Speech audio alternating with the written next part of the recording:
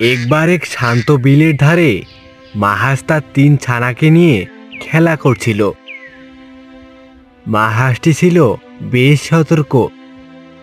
সে জানতো ঝোপের আড়ালে বিপদ লুকিয়ে থাকতে পারে, তাই সে তার বাচ্চাদের একটা ঘন ঝোপের আড়ালে নিরাপদ দূরত্বে বসিয়ে রেখে নিজে একটু খাবারের সন্ধানে গেল। ঠিক সে সময়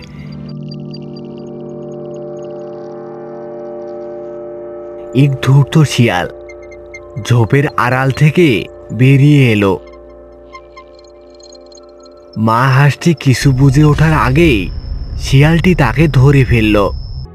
হাঁসের ছানারা দূর থেকে শিয়ালকে দেখে ভয়ে কাঁপতে শুরু করলো।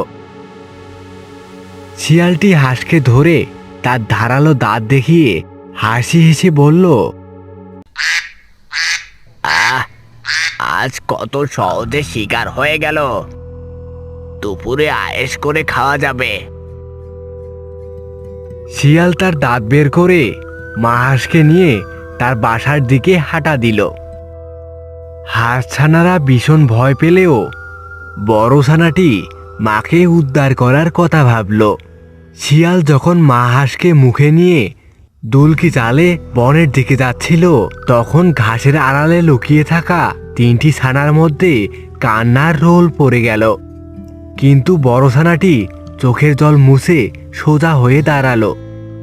শুধু ভয় পেলে মাকে আর ফিরে পাওয়া যাবে না।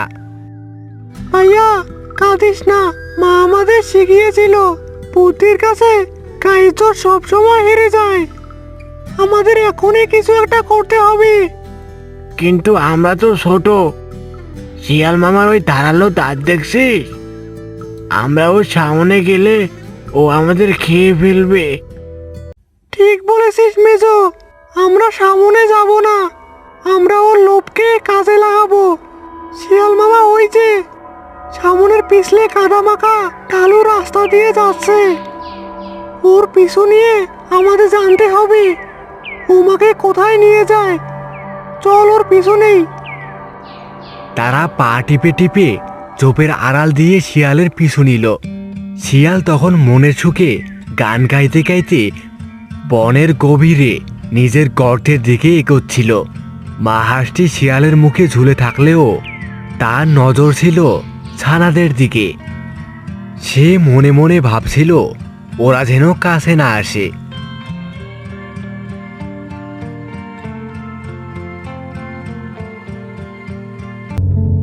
শিয়াল যখন বনের সেই পিছলে ঢালু পথ দিয়ে যাচ্ছিল, বড় ছানাটি তার ভাইদের নিয়ে একটা বড় পাথরের আড়ালে লুকোলো। সে দেখল শিয়ালটি বেশ আয়েশ করে হাঁটছে। বড় ছানাটি ফিসফিস করে বলল, শোন মেজো আর ছোট, শিয়াল মামা ওই গর্তের সামনে গিয়ে দাঁড়ালো। আমি যখন গর্তের উপরের ডালপালার উপর দিয়ে দৌড়ে যাব, ও আমাকে দৌড়তে গেলেই ওই পিছলে কাদায় পা পিছলে পড়ে যাবে। তখন তোরা মাকে টেনে নিয়ে পালাবি। কিন্তু ভাই, শিয়াল যদি তোকে খেয়ে ফেলে? ধরতে পারবে না রে। মা শিখিয়েছিল বিপদে মাথা ঠান্ডা রাখলে পথ পাওয়া যায়। তোরা তৈরি থাক। বড় ছানাটি ঝোপ থেকে বেরিয়ে শিয়ালের সামন দিয়ে দৌড় দিল। শিয়ালটি মা হাঁসকে মুখে নিয়ে থমকে দাঁড়ালো। শিয়াল তার মুখ থেকে মা হাঁসকে মাটিতে নামিয়ে রাখল, যাতে ছানাটিকে দ্রুত ধরতে পারে। সে মা হাঁসের ডানার উপর পা দিয়ে চেপে ধরে হাঁক ছাড়ল।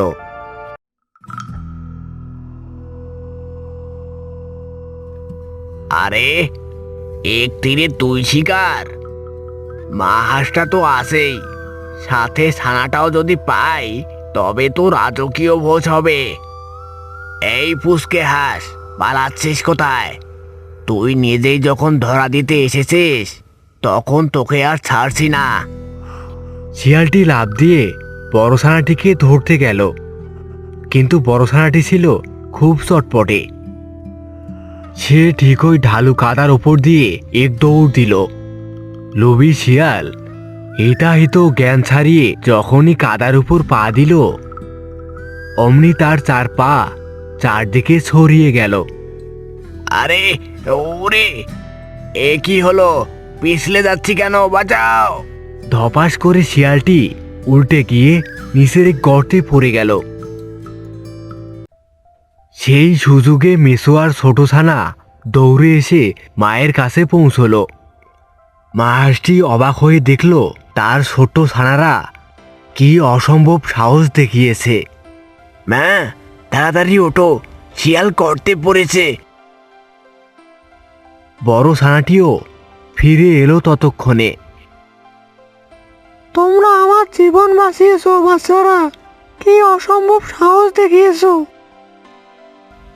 তুমি তো বলেছিলে বুদ্ধির কাছে গায়ের জোর সবসময় হেরে যায়। শিয়াল ওঠার আগে আমরা বিলের মাঝখানে চলে যাই। শিয়াল যখন অনেক কষ্টে কাদা থেকে উঠে দাঁড়ালো, বিলের নীল জলের অনেক গভীরে মা হাঁসটি আর তিন ছানা মনের সুখে ভেসে বেড়াচ্ছে। হায় রে, অতি লোভে তাঁতি নষ্ট। একটাকে খেতে গিয়ে এখন রাতের খাবারটাও জুটল না। মা হাঁস আর তিন ছানা সেই ঘটনার পর থেকে বেশ সতর্ক থাকত। কিন্তু সেই ধূর্ত শিয়াল সহজে হার মানার পাত্র ছিল না। সে মনে মনে প্রতিশোধ নেয়ার ফন্দি আটছিল। শিয়াল দেখল খুব সুন্দর শাপলা ফুল ফুটেছে। সে জানতো হাঁস ছানারা শাপলা ফুল পছন্দ করে।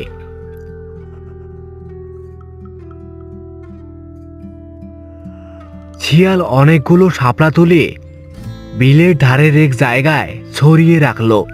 তার উপরে কিছু শুকনো ডাল আর লতা পাতা দিয়ে একটি গুপ্ত ফাঁদ তৈরি করলো। নিজে আড়ালে লুকিয়ে থেকে সে বলতে লাগলো, আজ আর দৌড়ে ধরতে যাব না, লোভ দেখিয়ে ওদেরকে নিজের কাছে নিয়ে আসব। বুদ্ধির খেলা এবার আমিই জিতব। ভাই দেখ, কত সুন্দর ছাপলা, চল না ওগুলো নিয়ে আসি, মার খুব ভালো লাগবে। হ্যাঁ ভাই, আর ওই জায়গাটা তো টোপ থেকেও বেশ দূরে, বিপদ হবে না হয়তো।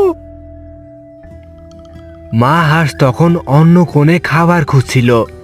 বড় ছানাটি বিলের ধারের ওই সুন্দর শাপলাগুলো দেখতে পেল। কিছুক্ষণ চুপচাপ দেখল। তার মনে হলো শাপলাগুলো এক জায়গায় এত সুন্দর করে সাজানো কেন।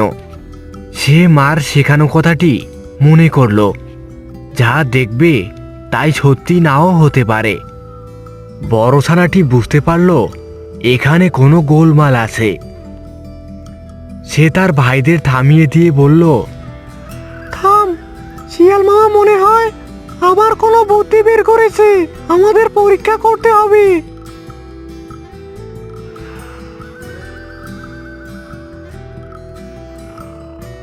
বড় ছানাটি একটা বুদ্ধি বের করলো। সে একটি ভারী মাটির চাপা ঠোঁটে করে নিয়ে এলো। তারপর দূর থেকে শাপলাগুলোর উপর জোরে ছুঁড়ে মারল। অমনি খটাস করে শব্দ হলো। শাপলাগুলোর নিচে রাখা চালের ফাটটা আটকে গেল। লুকিয়ে থাকা শিয়াল ভাবল কোনো ছানা বোধ হয় আটকে গেছে। পেয়েছি, এবার আর মা হাঁস এসেও তোমাদের বাঁচাতে পারবে না। সে হাসতে হাসতে ঝোপ থেকে বেরিয়ে এলো। কিন্তু শিয়াল ছাউনে গিয়ে দেখল চালের ভিতর কোনো হাসি নেই, শুধু একটা মাটির ঢেলা আটকে আছে। আর বিলে নিরাপদ দূরত্বে দাঁড়িয়ে মা হাঁস আর তিন ছানা তাকে দেখে হাসছে।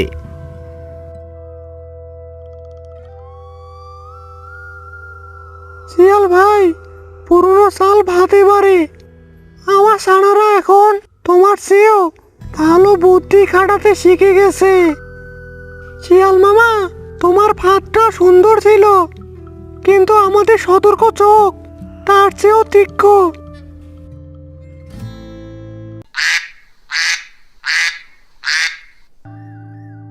শিয়াল লজ্জায় মাথা নিচু করে আবার বনে ফিরে গেল। সে বুঝলো যে একবার সচেতন হতে শেখে তাকে আর বারবার বোকা বানানো সম্ভব নয়।